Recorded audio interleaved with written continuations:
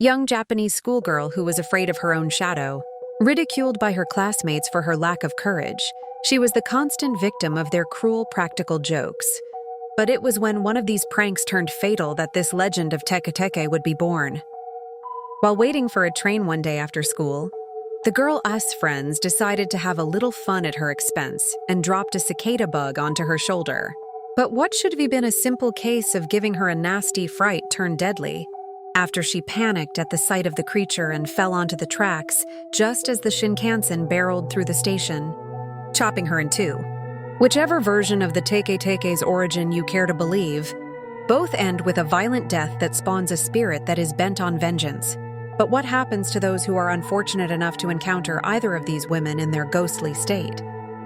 If you ever find yourself at a Japanese train station, my advice is to resist using the toilets, as this is the domain of our first ghost, Kashima Reiko.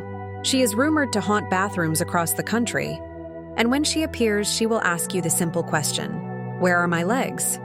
If the thought of an undead spirit appearing out of nowhere, while you try to relieve yourself, doesn't it give you a massive case of the heebie-jeebies? Then failing to answer her question, or choosing to ignore her while you scream your lungs out, will see you carved up like a Christmas turkey, courtesy of the scythe she carries.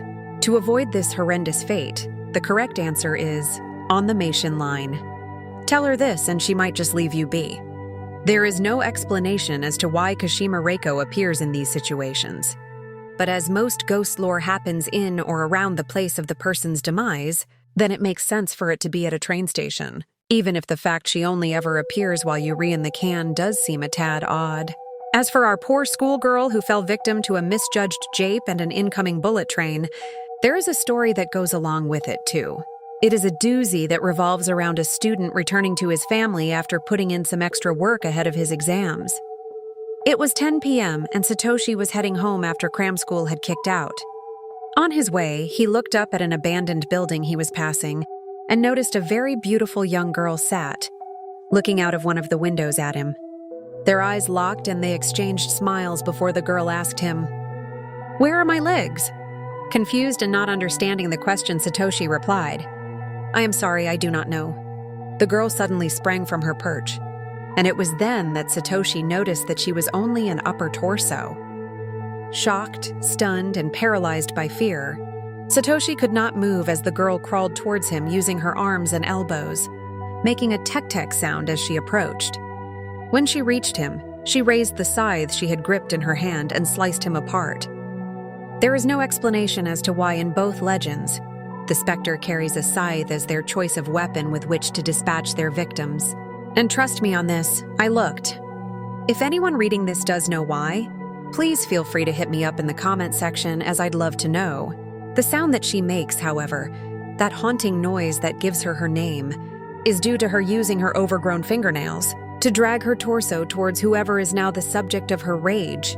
And that is what both these creatures are. Angry with a capital A, and it's not hard to see why. The fate that befell Kashima Reiko was a terrible one. Sexually assaulted, beaten nearly to death, and then cast onto the tracks was an atrocious series of events. But to then be hit by a train and left to die by someone she thought was coming to save her? It's easy to see why she is still anchored to this pain. And as for the young nameless victim of the Shinkansen train incident, she is purely out for revenge on anyone in a school uniform. She is obviously seeking to wreak havoc on those who once tormented her and cost her her life.